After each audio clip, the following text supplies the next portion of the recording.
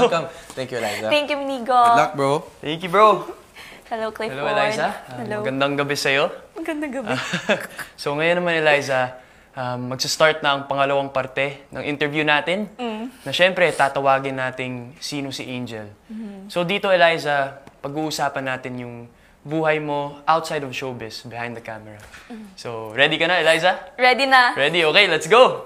So, for my first question, Eliza, I wanna ask, who's Eliza kapag tinanggal mo lahat ng camera, makeup, at ang buhay showbiz? In short, sino si Angel? Ayan na. Ito na yun. Okay. So, si Eliza, syempre nakilala siya ng tao as, strong, makulit, mainhen. Pero si Angel, ito, lagi sinasabi ng parents ko, si Angel maldita. Bakit? Grabe. Hindi kasi, pag sa bahay kasi namin, hindi ko hinahayaan. Pag inaway ako ng kapatid ko, hindi ko hinahayaan na maaway lang ako. So, inaano ko rin, parang, ano ba? Bakit ko ba ganyan? Ginaganon ko. So, natatawag ako ng maldita. Pero anyways, si Angel, very understanding siyang tao. Si Angel, kaya niya maging mahina sa harap ng tao. Si Angel, sobrang selfless niya. As in, super na kahit dumating sa point na pamilya na or kaibigan na yung nakasalalay, ayun pa rin talaga yung unahin niya na okay lang kahit matalo si Angel, basta okay yung family, yung friends. Ganun si Angel. And super, super, super bigat na dinadala talaga ni Angel na hindi niya hinahayaang matakpan ng pagkatao ni Eliza. Kasi yun nga, si Eliza, gusto ko strong lang eh. Si Angel, dun ko talaga na-allow yung sarili ko na maging mahina. And syempre, mapagmahal sa pamilya and sa friends. At si Angel, sobrang lalim niyang tao. Si Eliza, hindi. Pag tinanong mo kamusta ka, ang sagot niya lang, okay lang. Pero pag tinanong mo si Angel, marami kang magaganon. Marami kang maririnig kay Angel. Yun. Grabe. So, si Angel pala yung parang nagpapakita ng vulnerability. Okay, so ayun, nabanggit mo na, syempre, si Angel, mapagmahal siya sa family niya. So, for my next question, syempre, alam na namin na mahal ni Angel yung family niya. Sobrang importante yung pagiging isang anak niya sa magulang, isang kapatid. Pero, Eliza, gusto ko lang tanungin, meron ka bang nais na maramdaman o marinig na hindi pa naipadama ng pamilya mo?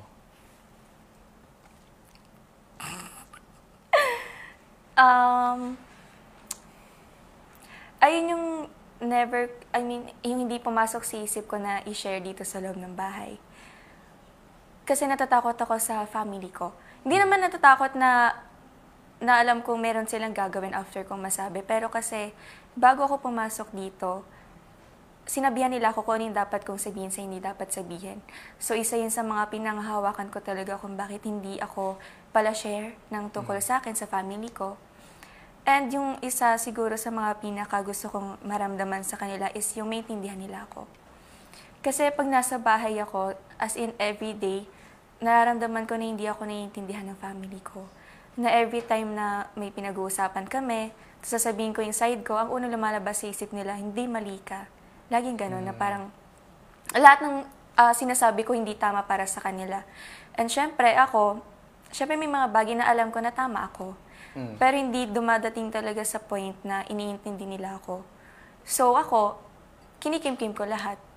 And ayun talaga yung hindi ko nagagawa sa family ko na magsabi ng nararamdaman ko. And siguro isa rin yun sa dahilan kung bakit sobrang understanding ko. Kasi alam ko yung feeling na hindi maintindihan sa loob ng bahay. And ayokong maramdaman yun na ibang tao.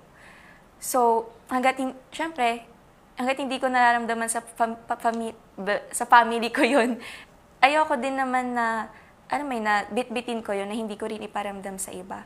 So, ayun talaga yung pinangahawakan ko. And hopefully, pag narinig nila to, mapakinggan nila yung side ko sa mga iba't ibang bagay. So, siguro follow-up question lang since, ayun nga, nasabi mo na kung ano yung nais mong maipadama ng pamilya mo sa'yo. Ano naman ang, sa tingin mo, hindi mo pa napadama sa pamilya mo naman? Yung pagiging loving ko and caring. Kasi sa bahay, dinidescribe talaga nila si Angel as nonchalant. Ah. Literal. At saka si Angel, introvert siya.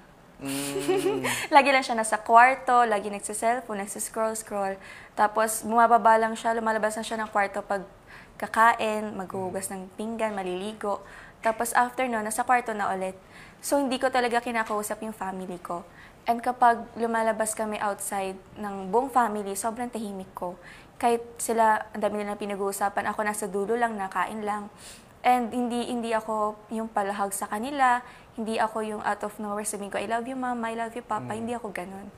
So ayun yung, alam ko na hindi ko pa napaparamdam sa kanila. And alam ko na ayun yung hinahanap nila. Lalo na every time na, ganyan, may dumadating na problema sa amin, lagi nilang sinasabi sa akin, wala daw akong pakialam. Kasi tahimik ako, wala akong sinasabi about doon. Pag nakikita ko na naiiyak yung mama ko, nasa gilid lang ako, pinapanood ko lang. Pero syempre, kinocomfort ko. Pero hindi ako talaga yung masalita. Lumalapit lang talaga ako pag alam kong kailangan ako. So, ayun. Alam ko na doon ako nagkukulang talaga sa pagpaparamdam sa kanila nun. Eliza, pwede bang for this time, kalimutan mo lahat ng mga taong nanonood sa'yo? Kalimutan mo ako, kalimutan mo yung family mo. Ano ba talaga yung gusto mo? Ano yung gusto ni Angel? Siyempre, si Angel, gusto ni Angel maging masaya sa buhay na meron siya. Grabe. Kasi si Angel, sobrang baba ng tingin sa sarili niya. Isa yun sa mga dahilan kung bakit takot siya makipag-usap sa mga tao. Kasi feel niya, hindi siya matalino pag nakakausap siya ng matalino. Kapag nakakausap siya ng mabait na tao, feel niya hindi siya mabait na tao. And ayun talaga yung isa sa mga nakaka-apekto sa pagkatao ko. And ang pinakagusto lang talaga ni Angel is maging masaya. And syempre, naalala niyo ba yung multo ko? Yung eskwelahan. Gusto ko talaga makapag-aral. And ayun nga, nabanggit nga ni Papa sa cassette na hindi naman daw nila ako pinipigilan na mag-aral. Ginawa lang daw nila yun kasi may magandang opportunity na dumating. Pero, ayun, isa rin talaga yun sa pinakagusto ko and sa pinaglalaban ko sa family ko na isa rin yun sa dahilan kung bakit hindi nila ako naiintindihan. Hindi nila naiintindihan kung bakit gusto kong mag-aral. Hindi nila naiintindihan kung bakit gusto kong pagsabayan yung career and yung pag-aaral. Kasi eto nga, may dumating na ganitong opportunity. So, ang pumapasok sa isip nila, pag nag-aral ako, sayang lang din. Kasi, syempre, paglabas ko, mas maraming opportunity na lalapit. And, ayun, pinapaintindi ko naman yung side ko sa kanila, pero hindi pa rin. So, ayun, gusto ni Angel maging masaya and maintindihan din. Thank you so much, Eliza. Thank you, Clay. Maraming salamat na pinakilala mo si Angel, hindi lang sa akin, pero sa lahat ng mga nanonood ngayon. Salamat sa tiwala, Eliza. And I just want to say na it takes a lot of courage to do this. Lalo na hindi ka sanay mag-open up sa mga tao. And gusto ko rin sabihin na kung ipagpatuloy mo yung pagiging matapang at pagbukas ng puso mo, magiging inspirasyon ka, hindi lang sa lahat ng tao, pero lalo na sa mga kabataang Pinoy. So, thank you so much, Eliza. Thank you, Clifford. Thank you. So, ngayon naman, Eliza, moving on. Gusto ko namang ipakilala sa iyo ang third interviewer natin. Excited ka na ba? Super excited na! Sino yan? Let's go! So, yung third interviewer natin, siya ang demure daughter ng QC. Wow. At ang smiling angel ng bahay ni Kuya, Caprice! Halika na dito!